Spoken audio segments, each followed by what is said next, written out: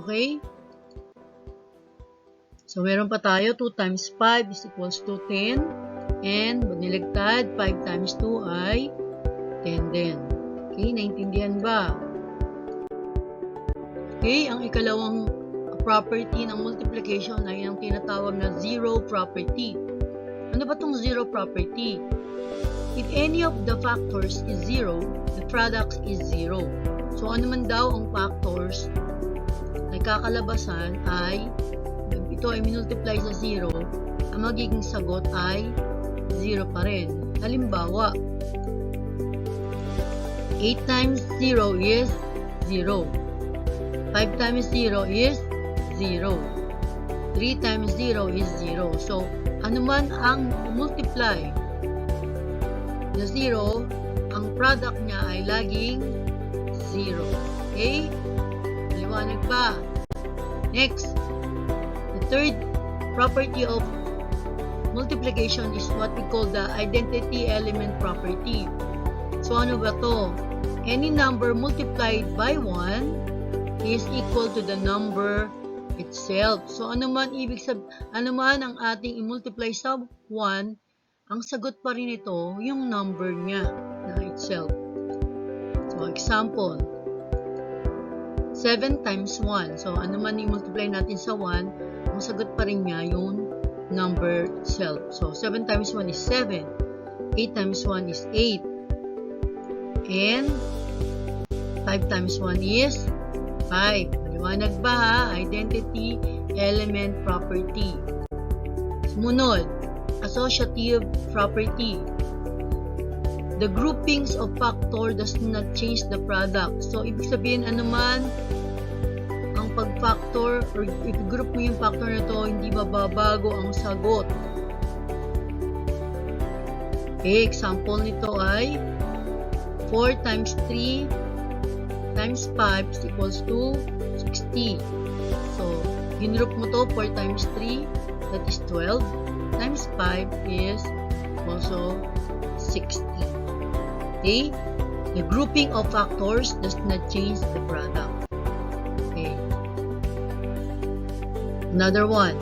4 times 4. Then you group it to 3 times 5. So, 3 times 5 is what? 15. 15 times 4 is 60. Okay? Does not change the product. Each of the addend by the multiplier, then add the products. You see, example, we have 2 times 7 is 14. Then, distribute ito. So, 2 times 3 plus 4. So, diba? 7. 3 plus 4 is equals to 14. So, let us see. So, 2 times 3, yung dalawang to, ginroup, plus 2 times 4 is also equal to 14. That is distributive property. When multiplying a factor in an indicated sum, multiply each of the addends by the multiplier, then add the product. And sa isang numero, ang sagot din nito ay ang kanyang number itself. So, correct. So, this one, 4 times 9, dinistribute siya sa 4 times 5 plus 4 times 4. So, the answer is also 36. So, it is called distributive property of multiplication. Correct. Next, 2 times 5 is 10 times 3. And then, is equals to 2 times 5 times 3. So, ginrupo mo, kahit anong igrupo mo, hindi nagbabago ang sagot. Ito ang tawag ay associative property of multiplication. Number 4, 98 times 0, the answer is 0. Correct, 0 property. Ano mang ang i-multiply natin sa 0, ang product niya ay 0. Next, we have 67 times 2 is equal to 2 times 67.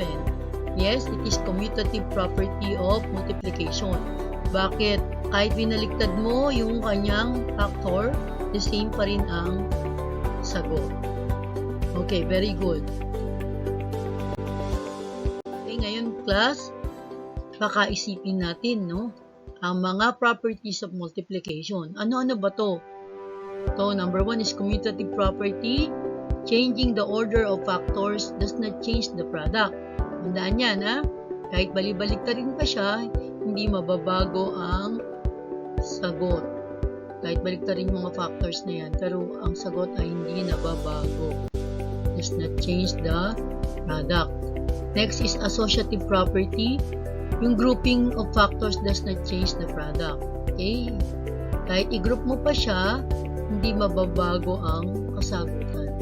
Next, distributive property. When multiplying a factor in an indicated sum, multiply each of the addends by the multiplier, then add the products.